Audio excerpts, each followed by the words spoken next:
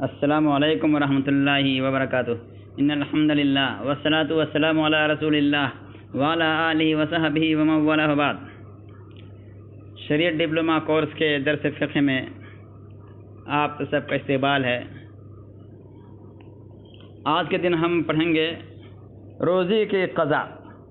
اگر کسی انسان کا رمضان کا روزہ چھوٹ جائے، واجب روزہ چھوٹ جائے، تو اس کی قضا کیا ہے اور اس کا کیا حکم ہے؟ اس سلسلے میں یہ بات واضح ہونی چاہیے کہ جو شخص کسی شرعی عذر کی وجہ سے روزہ چھوڑ دے، اس کے لیے قضا دینا ضروری ہے، یعنی اس کو بعد کے ایام میں اس کی جگہ پر دوسرے دن میں روزہ رکھنا ضروری، فرض اور واجب ہے۔ اللہ تعالیٰ کا فرمان ہے فَمَنْ كَانَ مِنْكُمْ مَرِيضًا أَوْ عَلَى سَفَرٍ فَعِدَّةٌ مِّنْ أَيَّامٍ أُخَرَ۔ تم میں جو شخص بیمار ہو یا سفر میں ہو تو وہ اور دنوں میں گنتی پوری کر لے۔ کیا پتہ چلا کہ اگر انسان رمضان کے مہینے میں روزہ نہ رکھ سکا، ایک دن، 2 دن، 4 دن یا پورا مہینہ نہیں رکھ سکا، تو پھر اس کو دوسرے دنوں میں روزہ رہنا ضروری ہے۔ بہرحال روزہ سے چھٹی اس کو نہیں ملے گی۔ اسی طرح سے عائشہ رضی اللہ عنہا سے روایت وہ کہتے ہیں کہ فَنُؤْمَرُ بِقَضَاءِ الصِّيَامِ وَلَا نُؤْمَرُ بِقَضَاءِ الصَّلَاةِ، کہ ہمیں روزوں کی قضا کا حکم دیا جاتا اور نماز کی قضا کا حکم نہ دیا جاتا۔ یہ خاص پس منظر میں عائشہ رضی اللہ عنہا بیان کرتی ہیں کہ ناپاکی کے دنوں میں ہمیں روزے کی قضا، جب رمضان کا مہینہ ہوتا اور ہمیں ناپاکی کا مسئلہ پیش آتا تو روزے تو ہم نہیں رکھتے، نماز تو نہیں پڑھتے، لیکن اس کے بعد بدلے میں ہمیں حکم دیا جاتا تھا کہ بعد کے دنوں میں روزے کی قضا کر لیں، البتہ نماز کی قضا کا حکم نہیں جاتا۔ یہ چونکہ مسئلہ بہت واضح ہے، اس میں کوئی شک و شبہ کی بات نہیں ہے کہ یہ عورت ناپاکی کے ایام میں نماز نہیں پڑھے گی، روزہ نہیں رکھے گی، اور بعد کے دنوں میں یعنی پاک ہونے کے بعد نماز کی قضا بھی نہیں کرے گی، اور روزے کی قضا کرنا اس کے لیے ضروری ہے۔ تو یہ قضا واجب ہے۔ اچھا، روزہ چھوڑنے کی رخصت کس کے لیے ہے؟ مسافر کے لیے ہے اور مریض کے لیے ہے۔ اسی طرح سے اگر کسی شخص کو جان کی ہلاکت یا قتال میں کمزوری ہو جانے کا اندیشہ ہو تو افطار کرنا ضروری ہے۔ عائشہ رضی اللہ عنہا ہی سے مروی ہے کہ نبی کریم صلی اللہ علیہ وسلم نے اس صحابی سے فرمایا، حمزہ بن عمرو اسلمی رضی اللہ عنہ سے، سفر کے دوران ان شئت فصم و ان شئت فافطر، اگر تم چاہو تو سفر میں روزہ رکھو اور اگر چاہو تو چھوڑ دو۔ تو اسی طرح سے دوسری روایتیں بھی ثابت ہیں کہ ماہ رمضان کے سخت گرم دن میں نبی کریم صلی اللہ علیہ وسلم کے ساتھ ابو درداء رضی اللہ عنہ سفر میں تھے، اس سے فرمایا صرف نبی کریم صلی اللہ علیہ وسلم اور عبداللہ بن رواحہ رضی اللہ عنہ روزے دار تھے، باقی کوئی بھی جو مسافر تھا وہ روزہ سے نہیں تھا۔ تو روزے یہ سفر کے عالم میں انسان اگر روزہ رہتا ہے تبھی کوئی حرج کی بات نہیں، روزہ نہیں رہتا ہے تبھی کوئی حرج کی بات نہیں ہے۔ انس رضی اللہ عنہ کہتے ہیں کہ ہم نبی کریم صلی اللہ علیہ وسلم کے ساتھ سفر کرتے تھے تو روزہ رکھنے والا روزہ چھوڑنے والے پر عیب نہیں لگاتا اور روزہ چھوڑنے والا روزہ رکھنے والے پر عیب نہیں لگاتا۔ تو روزہ کی قضا کرنا واجب ہے۔ تو دوران سفر روزہ رکھنا اور روزہ چھوڑنا دونوں طرح درست ہے۔ البتہ ایک اور روایت آتی ہے جس میں نبی کریم صلی اللہ علیہ وسلم نے روزہ رہنے والوں کے بارے میں فرمایا تھا اولئک العصاة، یہی لوگ نافرمان ہیں۔ اصل میں کیا ہے، جمہور علماء کا جو تحقیق ہے وہ کہتے ہیں کہ نبی کریم صلی اللہ علیہ وسلم نے خاص اس دن روزہ کھولنے کا حکم دیا تھا، اور صحابہ کرام میں سے بعض نے اس حکم کی مخالفت کی تھی کہ ہمارے پاس طاقت ہے، تو اس دن نبی کریم صلی اللہ علیہ وسلم کے حکم کی مخالفت کی وجہ سے انہیں نافرمان کہا گیا تھا۔ ایک اور روایت میں آتا ہے کہ نبی کریم صلی اللہ علیہ وسلم نے واجبی طور پر روزہ توڑنے کا حکم اس لیے دیا تھا کہ روزے نے لوگوں کو مشقت میں ڈال دیا تھا۔ چنانچہ صحیح بات یہی ہے، صحیح مسئلہ یہی ہے کہ سفر کے دوران انسان کو اختیار ہے، خواہ وہ روزہ رکھے خواہ روزہ نہ رکھے، البتہ اگر روزہ نہیں رہتا ہے تو دوسرے دنوں میں اس کی قضا کرنا واجب ہے۔ اگلا مسئلہ ہے حاملہ اور مرضعہ کے روزے کا حکم، یہ بڑا مرکز الآرا، بہت مرکز الآرا بحث ہے اور علماء کا اس میں اختلاف ہے۔ صحیح بات یہ ہے کہ حاملہ اور دودھ پلانے والی عورت بھی حکم میں مسافر کی طرح ہی ہے، یعنی حاملہ عورت بعد کے ایام میں اپنے روزے کی قضا پوری کرے گی، اسی طرح سے دودھ پلانے والی عورت بھی بعد کے ایام میں اپنے روزے کی قضا کرے گی۔ بعض لوگ جو کہتے ہیں کہ اس کے لیے صدقہ ہے، روزے کی چھوٹ ہے، صحیح قول کے مطابق دلائل کی روشنی میں ان کی یہ بات، ان کی یہ فتویٰ درست نہیں ہے۔ اگر کوئی عورت ایسی ہے کہ جو کچھ ایام میں حمل سے رہتی ہے، کچھ ایام میں مرضعہ یعنی دودھ پلانے والی ہوتی ہے، اس کے لیے بھی روزہ سرے سے معاف نہیں ہے۔ ہاں، رمضان کے مہینے میں روزہ نہ رہنے کی رخصت ہے، البتہ اس کو اگلے باقی دنوں میں روزہ رہنا پڑے گا، قضا کرنا پڑے گا۔ اسی طرح سے بعض لوگ کہتے ہیں کہ ایسی عورت صدقہ بھی کرے گی، یعنی فدیہ بھی دے گی اور بعد میں روزہ بھی رکھے گی، قضا بھی کرے گی۔ یہ قول بھی صحیح نہیں ہے۔ اللہ رب العالمین نے ایک ہی چیز بلکہ واجب کیا ہے، یعنی روزہ رکھنا، اور جو شخص روزہ رکھنے سے معذور ہو اس کے لیے صرف اس کے لیے اجازت ہے کہ وہ فدیہ دے دے، اس کے لیے، یعنی بوڑھا کوئی شخص بےحد بوڑھا ہو گیا ہو، روزہ رہنے کی طاقت نہ رکھتا ہو، یا کوئی شخص دائم المریض ہو، اس طرح سے مریض ہو کہ اس کا مرض دور ہونے کا کوئی امید نہ ہو اس کی، تو ایسا شخص بھی فدیہ دے گا۔ لیکن حاملہ اور مرضعہ کا حکم اس سے الگ ہے، چونکہ وہ بعد کے ایام میں روزہ قضا کر سکتی ہیں، اس لیے انہیں قضا کرنا چاہیے۔ البتہ جو لوگ فدیہ کے ساتھ ساتھ قضا دونوں کو حکم دیتے ہیں، ان کی یہ بات درست نہیں ہے۔ رمضان کے مہینے میں یہ مسئلہ ہر سال اٹھ کے آتا ہے۔ صحیح بات وہی ہے جو میں نے کہی کہ حاملہ ہو، مرضعہ ہو، چاہے وہ مستقل حمل اور رضع کی حالت میں رہتی ہو، دودھ پلانے کی حالت میں رہتی ہو، کچھ دنوں تک اس کا حمل رہتا ہو، کچھ دنوں کے بعد اس کے دودھ پلانے کی حالت چالو ہو جاتی ہو، تو ایسی حالت میں بھی وہ ایک ایک کر کے ناگا کر کے چھوٹے چھوٹے دنوں میں، ٹھنڈی کے دنوں میں جس طرح اس کے لیے سہولت ہو، ان دنوں میں وہ روزہ قضا کرے گی۔ اس کے لیے مطلقاً روزہ معاف کر دینا یہ کسی انسان کا اپنا حق نہیں ہے۔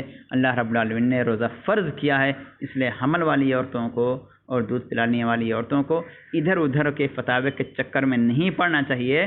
سیدھے روزہ اللہ رب العالمین نے فرض کیا ہے اور روزہ کو معاف کرنے والا وہی ہے، کوئی دوسرا نہیں ہے۔ اس لیے انسان کو ایسی عورت کو روزہ قضا کرنا چاہیے۔ خصوصاً اب میں اپنے بھارت کے ماحول کی روشنی میں یا یہاں کے موسم کے حالات کے لحاظ سے میں مشورہ دیا کرتا ہوں کہ ایسی عورت کو چاہیے کہ وہ یا تو ہر ہفتے ایک روزہ رکھ لیا کرے، ہر ہفتے میں ایک دن روزہ رہنا، سوموار کو یا جمعرات کو یا کسی بھی دن روزہ رہنا اس کے لیے کوئی بڑا مسئلہ نہیں رہے گا۔ ہفتے میں ایک دن اگر روزہ رہتی ہے عورت تو اس کے لیے 30 روزے بھی پورا کرنا آسان رہے گا۔ اسی طرح سے اگر وہ ہر ہفتے روزہ نہیں رہ سکتی تو ٹھنڈی کے ایام میں جب موسم سرد ہوتا ہے، موسم گرم نہیں ہوتا ہے، دن بھی چھوٹا ہوتا ہے، اس کے لیے روزہ رہنا آسان ہوتا ہے، ان دنوں میں بھی وہ روزہ قضا کر سکتی ہے۔ اللہ عالم بالصواب۔ اسی طرح سے آج کا تیسرا مسئلہ کہ اگر کوئی شخص ایسی حالت میں مر جائے، اس کی وفات ہو جائے کہ اس کے ذمہ روزے تھے، تو اس کا ولی یعنی اس کا وارث اس کی طرف سے روزے رکھے گا۔ تو عائشہ رضی اللہ تعالیٰ عنہ سے روایت وہ کہتی ہیں کہ نبی کریم صلی اللہ علیہ وسلم نے فرمایا من مات وعلیہ صیام صام عنہ ولیہ، کہ جو شخص مر جائے اس کے اوپر روزہ واجب ہو تو اس کا ولی اس کی جانب سے روزہ رکھے گا۔ یہ صحیح بخاری کی روایت ہے، کتاب الصوم باب من مات علیہ صوم، یہ صحیح مسلم میں بھی ہے، مسند احمد میں بھی ہے، سنن ابو داؤد وغیرہ میں بھی یہ روایت ہے۔ تو اگر کسی شخص پر واجب روزہ تھا اور وہ قضا کرنے سے پہلے فوت ہو گیا تو پھر اس کے ذمے، اس کے وارثین کے ذمے اس کی قضا کرنا ضروری ہے۔ اسی طرح سے ایسا بوڑھا شخص جو روزہ رکھنے سے اور اس کی قضا دینے سے دونوں سے عاجز ہو، نہ رمضان کے مہینے میں روزہ رکھ سکتا ہو اور نہ ہی باقی دنوں میں وہ اس کی قضا کر سکتا ہو، رمضان اور غیر رمضان پورے سال کے ایام اس کے لیے برابر ہوں، تو وہ ہر دن کے بدلے ایک مسکین کو کھانا کھلائے گا، جس کو کفارہ کہا جاتا ہے اور جس کو فدیہ بھی کہا جاتا ہے۔ ہر دن کے بدلے ایک مسکین کو کھانا کھلانا ہے۔ عبداللہ بن عباس رضی اللہ تعالیٰ عنہ سے روایت وہ کہتے ہیں کہ رخص للشیخ الکبیر ان یفطر ویطعم عن کل یوم مسکینا ولا قضاء علیہ، بڑی عمر کے بوڑھے کو روزہ چھوڑ دینے کی رخصت دی گئی ہے، وہ ہر دن کے بدلے ایک مسکین کو کھانا کھلا دے اور اس پر قضا نہیں۔ یعنی اس سے مراد وہ بوڑھا شخص ہے جس کے متعلق امید ہی نہ ہو کہ وہ دوبارہ قوی یا مضبوط ہو جائے گا۔ اسی حکم میں وہ آدمی بھی شامل ہے جو بے حد مریض ہو اور اس کا مرض دور ہونے کی کوئی امید نہ ہو، جتنے برسوں تک وہ جیتا ہے اتنے برسوں تک وہ فدیہ دے گا۔ ہاں، اگر قدرت کی طرف سے رحمت کے طور پر 2-4 سال بیمار رہنے کے بعد اگر اللہ رب العالمین نے اس پر اپنا کرم کر دیا اور وہ تندرست ہو گیا توقع کے برعکس، تو پھر وہ شخص آگے کے مہینوں میں، آگے کے سالوں میں روزہ رکھے گا اور اس سال کا جس سال کا چھٹا ہو اور جس کے قضا کے دن چل رہے ہیں دن کی وہ قضا کرے گا۔ قرآن مجید میں اللہ رب العالمین نے فرمایا وَعَلَى الَّذِينَ يُطِيقُونَهُ فِدْيَةٌ طَعَامُ مِسْكِينٍ، یہ آیت اس شخص کے بارے میں نازل ہوئی کہ جو شخص روزہ چھوڑنا چاہتا تھا تو وہ فدیہ دے دیتا، یہاں تک کہ اس کے بعد والی آیت نازل ہوئی اور اس نے اسے منسوخ کر دیا۔ تو یہ آیت فدیہ دینے والی آیت پہلے ہر ایک کے بارے میں تھی، لیکن بعد میں یہ حکم صرف بوڑھے اور دائم المریض کے لیے ہو گئے۔ ایک اور مسئلہ ہے کہ رمضان کی قضا انسان کیسے کرے گا، پے در پہ کرے گا یا الگ الگ، تو اس میں کوئی فرق نہیں ہے، کوئی حرج نہیں ہے، انسان کو جیسا اختیار ہو، جیسی سہولت ہو۔ اللہ رب العالمین نے فَعِدَةٌ مِّنْ أَيَّامٍ أُخَرَ کہا ہے کہ دوسرے دنوں میں سے پورا کرنا ہے، تو جس دن وہ پورا کرے گا، جس دن اس کے لیے سہولت ہو ان دنوں میں وہ روزہ رکھے گا، چاہے وہ پے در پہ روزہ رکھنا چاہے تو پے در پہ روزہ رکھ لے، الگ الگ رکھنا چاہے تو الگ الگ رکھ لے، کوئی حرج نہیں ہے۔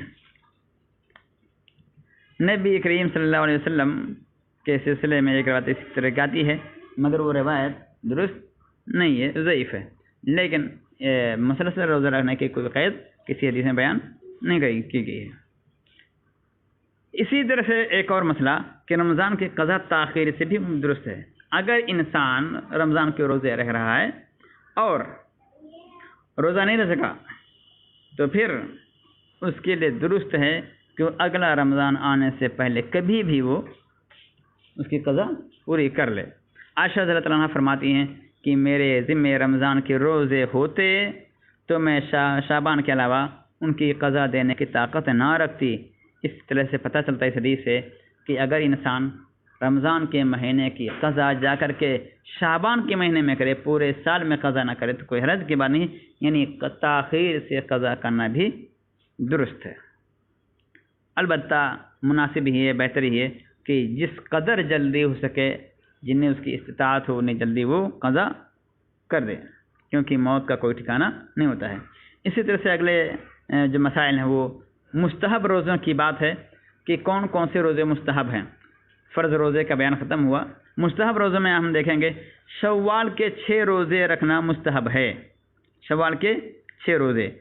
چنانچہ جو شخص شوال کے 6 روزے رکھتا ہے رمضان کا روزہ وہ رکھنے کے بعد، تو پھر اس کے لیے تو 1 سال، پورا سال روزہ رہنے کے برابر ہو۔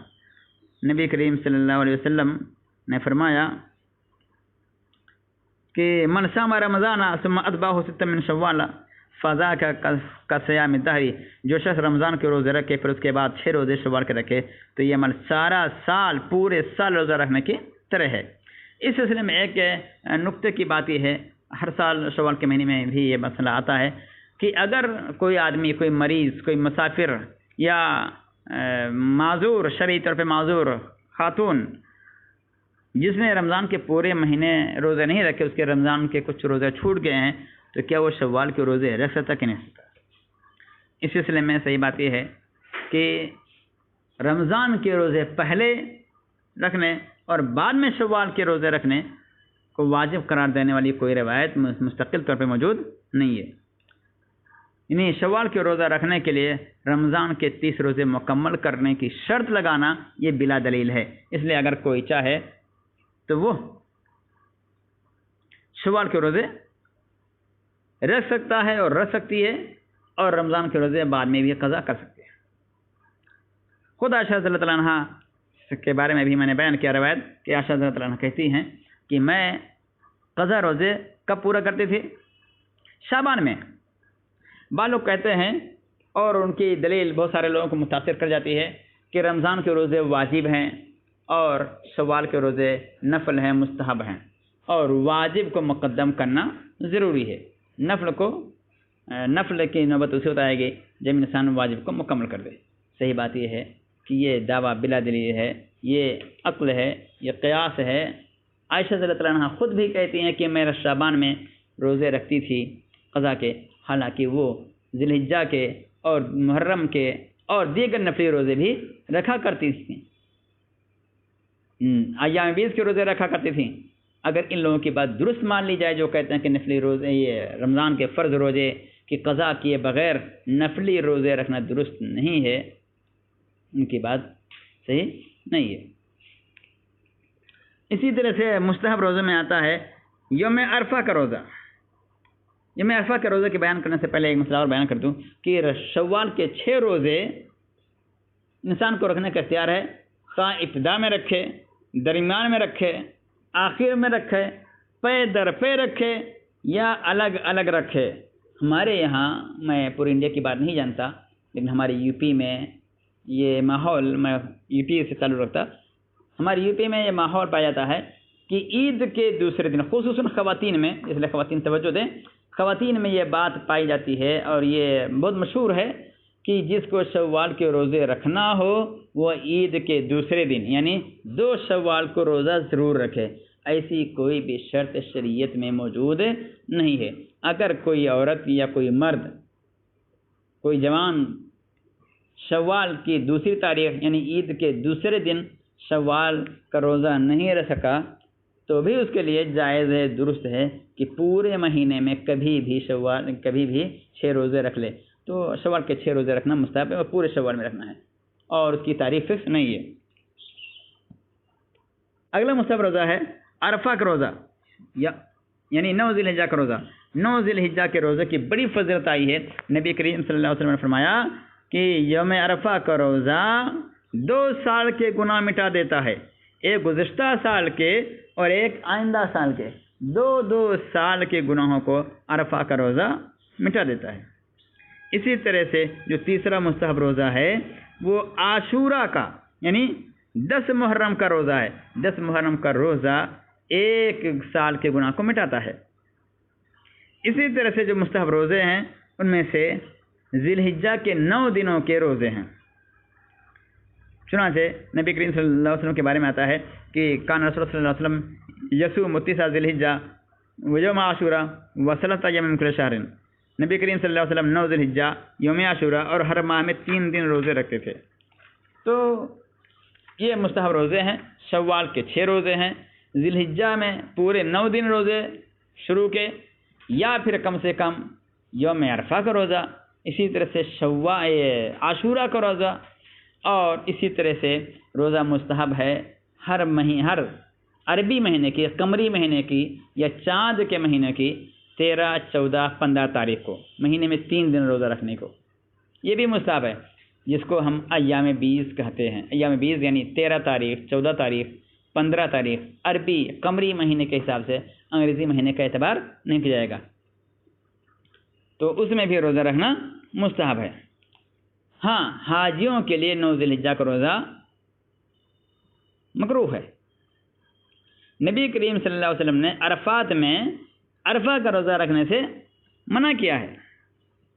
اس طرح کی روایتیں آتی ہیں، گرچہ وہ صحت کے اس درجے تک نہیں پہنچتی ہیں، لہذا علماء نے اسے مکروہ قرار دیا ہے. اسی طرح سے جو مستحب روزہ ہے، سوموار و جمعرات کا روزہ بھی مستحب ہے. اسی طرح سے شعبان کے مہینے میں روزہ رکھنا بھی مستحب ہے۔ عائشہ رضی اللہ عنہ فرماتی ہیں کہ نبی کریم صلی اللہ علیہ وسلم کو میں نے نہیں دیکھا کہ کسی مہینے میں آپ نے شعبان سے زیادہ روزے رکھے ہوں۔ اسی سلسلے میں ایک روایت آتی ہے، نبی کریم صلی اللہ علیہ وسلم نے فرمایا کہ بندوں کے اعمال سمار اور جمعرات کو پیش کیے جاتے ہیں اللہ تعالیٰ کے سامنے، تو میں چاہتا ہوں کہ میرے عمل پیش کیے جائیں اس سال میں کہ میں روزے سے ہوں۔ ایک مرتبہ نبی کریم صلی اللہ علیہ وسلم نے فرمایا سوموار کے روزے کے بارے میں، کہا کہ وہ ایسا دن ہے جس دن میں پیدا ہوا اور جس دن مجھ پر قرآن نازل ہونا شروع ہوا۔ البتہ ان مستحب روزوں میں یاد رکھیں، جو شخص شعبان میں روزے رکھنا چاہتا ہے تو نصف شعبان کے بعد 15 شعبان کے بعد روزے رکھنا درست نہیں ہے، منع ہے۔ نبی کریم صلی اللہ علیہ وسلم سے ایک روایت آتی ہے کہ اذا انتصف شعبان فلا تصوموا، جب نصف شعبان ہو جائے تو روزے نہ رکھو۔ ہاں، اس سے وہ آدمی مستثنا ہے جو شخص سال بھر عادت جس کی رہی ہو، مثال کے طور پر ایک دن ناگا کر کے دوسرے دن روزہ رکھنا، جس کو ہم لوگ صوم داؤدی کہتے ہیں، تو وہ نصف شعبان کے بعد بھی روزہ رکھے گا۔ اسی طرح سے جو شخص ہر جمعرات کو روزہ رکھنے کی عادت ہے، وہ بھی انسان نصف شعبان کے بعد روزہ رکھے گا، اس کے لیے منع نہیں ہے۔ لیکن جس کی عادت نہیں ہے وہ نصف شعبان کے بعد روزہ رکھے، اس کے لیے منع ہے۔ کچھ مستحب روزے اور بھی ہیں، مکروہات روزے اور بھی ہیں، انشاءاللہ وہ اگلے درس میں بیان کیے جائیں گے۔ آج دن بس نہیں، وآخر دعوانا ان الحمد للہ رب العالمین۔ السلام علیکم ورحمۃ اللہ وبرکاتہ۔ السلام علیکم ورحمۃ اللہ وبرکاتہ۔ ان الحمد للہ والصلاۃ والسلام علی رسول اللہ وعلی آلہ وصحبہ ومن والہ بعد۔ شریعت ڈپلومہ کورس کے درس فقہ میں آپ سب کا استقبال ہے۔ آج کے دن ہم پڑھیں گے روزے کے قضا۔ اگر کسی انسان کا رمضان کا روزہ چھوٹ جائے، واجب روزہ چھوٹ جائے، تو اس کی قضا کیا ہے اور اس کا کیا حکم ہے؟ اس سلسلے میں یہ بات واضح ہونی چاہیے کہ جو شخص کسی شرعی عذر کی وجہ سے روزہ چھوڑ دے، اس کے لیے قضا دینا ضروری ہے، یعنی اس کو بعد کے ایام میں اس کی جگہ پر دوسرے دن میں روزہ رکھنا ضروری، فرض اور واجب ہے۔ اللہ تعالیٰ کا فرمان ہے فَمَنْ كَانَ مِنْكُمْ مَرِيضًا